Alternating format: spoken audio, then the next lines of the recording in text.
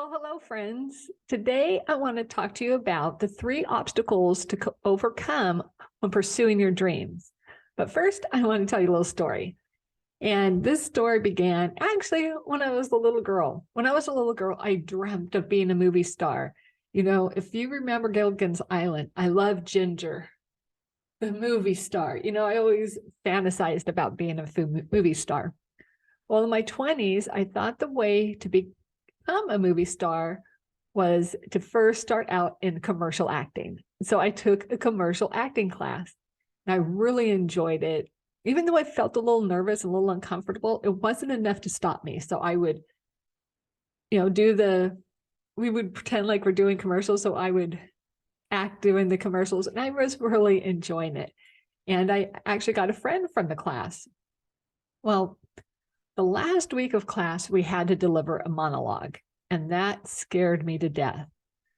I was so worried about having to do it perfectly. And, this is my dreams on the line. So I thought I had to do it perfectly. And that made me so nervous. My hands would sweat thinking about it. And I just got more and more uncomfortable. The gremlins, that BS started talking in my head, telling me, oh, you can't do this. Who are you to become an actress? And so I started listening to those voices. And so the day of the monologue, and again, I was procrastinating. I kept on putting it off.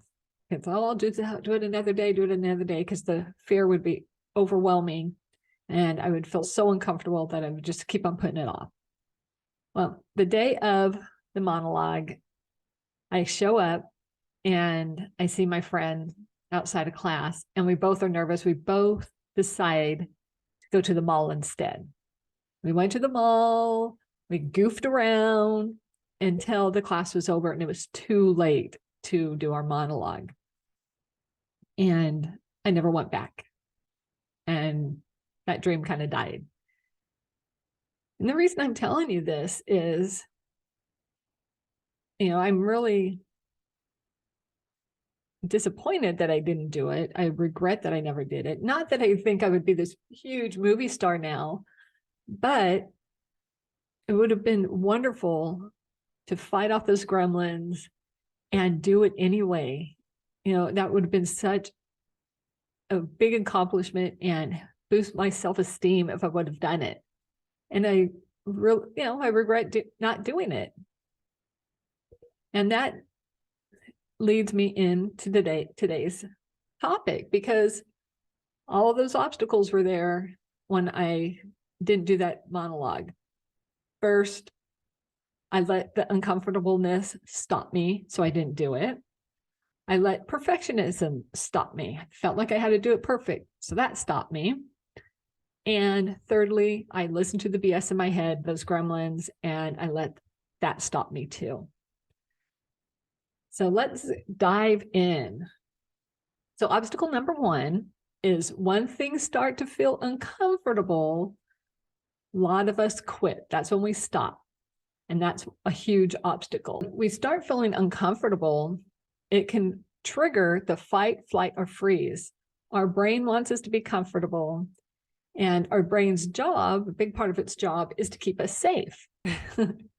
So when we start feeling uncomfortable, it often triggers our brain to think there's danger, danger, danger.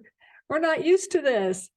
And it will get you to stop doing what you're doing because it wants to go back to that comfortable place. Oh, this is familiar. This is comfortable. We're safe. And unfortunately, it does this in things that aren't life-threatening. Kind of like, when you have to do a speech in front of a big crowd. That's a lot of people's fears. That's when the brain really says, oh my gosh, danger, danger. But you're not in real danger. Nothing really serious is going to happen to you when you do a talk, when you speak in front of a large audience. So what you need to do in those moments is let your brain know, say, hey, I'm okay. I'm safe. Nothing's going to happen. I'm going to be all right. We've done similar things in the past where we felt uncomfortable and we're here. We survived. It's not life-threatening. I'm going to be okay. And one thing you can do too is say, I'm excited about this. Because once you put excitement instead of saying I'm nervous, your brain takes that as, oh, she's excited, and it will stop the anxiety. If you say I'm nervous, it'll escalate and escalate and escalate. But there's something with your brain when you say I'm excited, it kind of goes, oh, she's excited, he's excited, we can stop. Let me tell you a little story about that too. Back, I want to say about 7-8 years ago, can't believe it's been that long ago, I did my first live. And it was part of a challenge. And I accepted the challenge. And I was like, okay, I'm going to push myself, push my comfort zone, and do this live. And when I was building up to it, I was, getting nervous and, oh my gosh, what are people going to think? The thoughts and the perfectionism kicks in, the obstacles we'll talk about in a moment. And I was very uncomfortable. My hands started sweating, my face started getting red, I started getting flushed. And I didn't, I almost didn't do it, but I'm like, no, I promised I was going to do this. And I go to push the button, and then I'd stop. And then I go push the button, and I stop. And then I push the button, and it counts down 3, 2, 1. And then I went live. And I was like a deer stuck in the headlights at first. But then I started talking, and I stumbled a little bit, but I did it. And I showed up week after week doing these Facebook Lives, and it became easier and easier and easier. And now I'm not as uncomfortable. I'm doing these videos now. I feel a little bit more comfortable. Sometimes, I still kind of stumble, but I'm doing it. But I'm not as nervous as I was before. So each time you push past that uncomfortable feeling, it gets easier and easier. And it keeps showing your brain, everything's okay. So your brain starts calming down about it. And that fight, flight, and freeze will kind of calm down. And like I said, it gets easier and easier. The second obstacle is perfectionism, or the fear of making a mistake.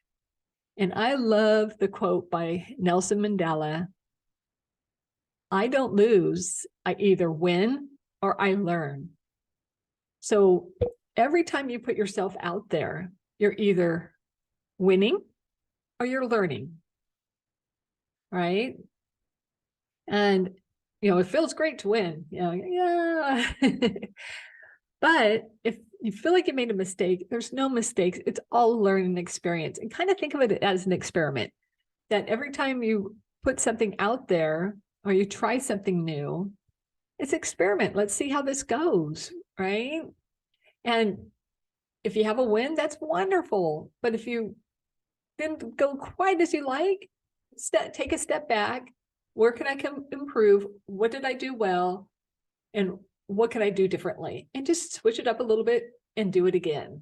Perfectionism also is a form of procrastination.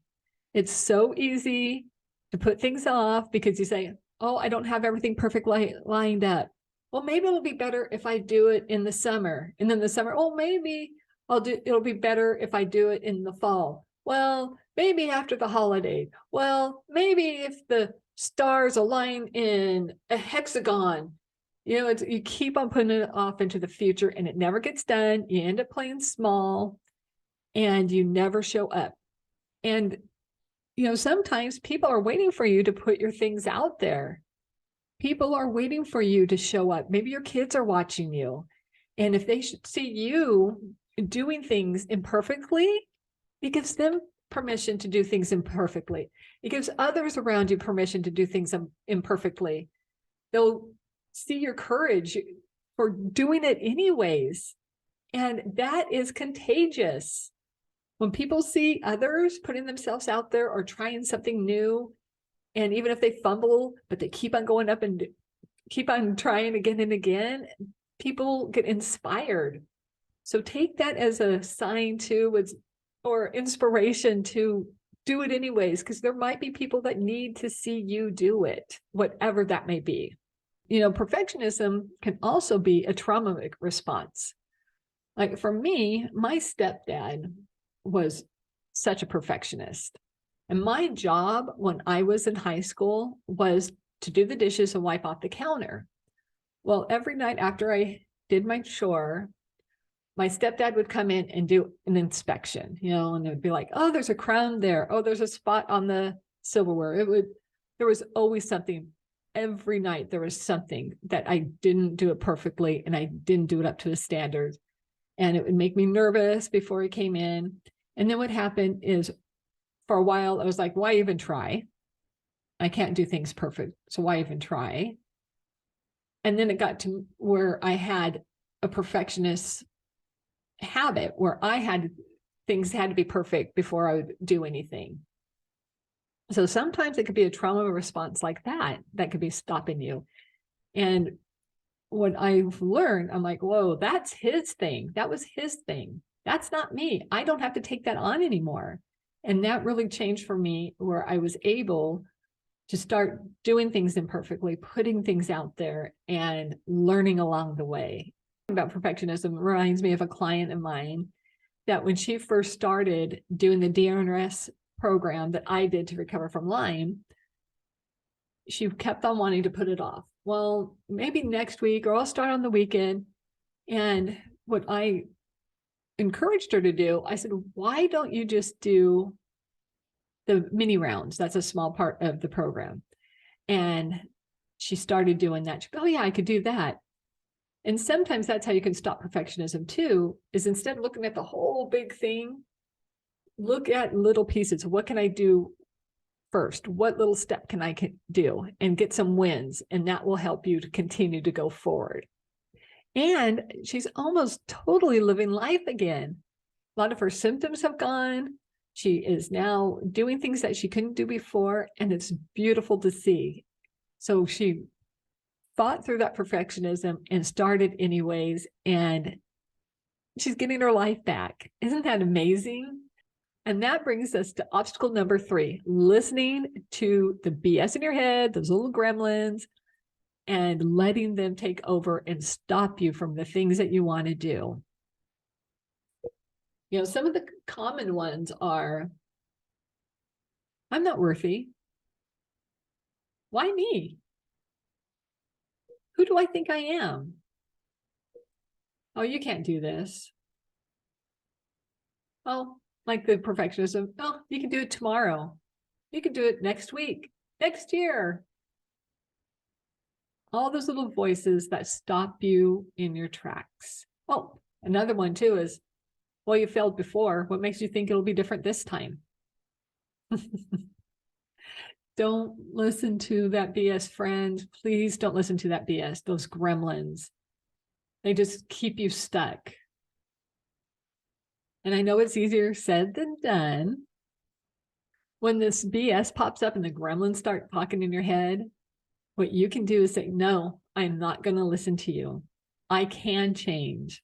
I can do things differently. Why not me? I am worthy. I can do this. I might not have done it in the past, but I am determined to do it now. I can change. Things are different. I'm going to think differently. The things you can do is look back in the past and see where you have succeeded before. And sometimes I would even go back as far as being a child, like the first time I rode a bike. And, your first time you ride a bike and you're falling over and you're wobbly. But, as a kid, you just dust yourself off and you jump back on and you try again. And, I remember even as a kid, sometimes like, oh, I'm not going to get this. I'll never ride a bike. And you're like, no, I'm going to get on that bike and try again. And we did that. And most of us have anyways. And now riding a bike is easy as walking. But remember, there was a time that we couldn't walk either. Same thing. We just kept on trying over and over and over until we got it down.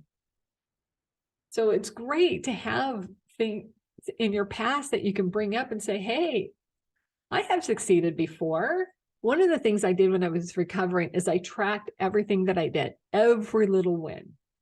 And it would be something like, I walked 15 minutes today, and the next day it could be 20 minutes. I wrote that down because the times where my brain started telling me, oh, you're not getting anywhere, this isn't working, I would look back and see all the evidence that yes, it is working. I used to only be able to walk 5 minutes, but now I'm walking 45 minutes. I just hiked a 4-mile hike up a hill and down. I am improving. I have this evidence to tell my brain, hey, I am improving. Things are changing. So that's one of the things that can help stop the gremlins and stop the BS is look at things you've done in the past. And while you are pursuing your dreams, keep writing down your accomplishments. So you have something that you can go back to and tell your brain, nope, nope, nope, not going to listen to you. I've got this. I've been doing it. We've got this. We're safe. Let's go. Let's get into action.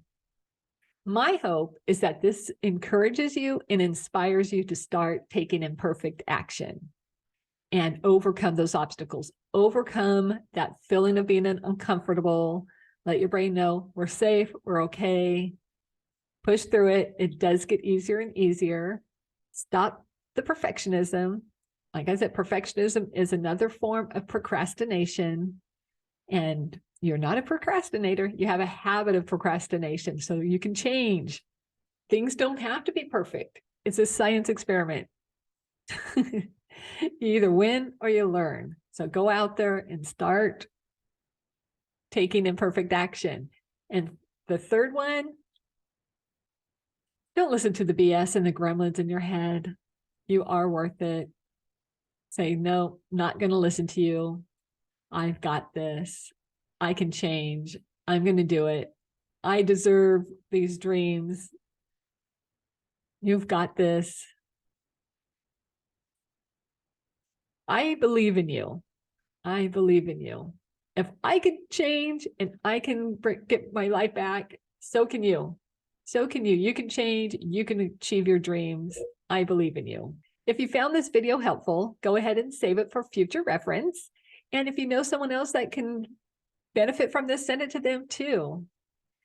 And I also have a cheat sheet, the 10 proven strategies to achieving your goals. You can find that at teena-a.com/cheat sheet.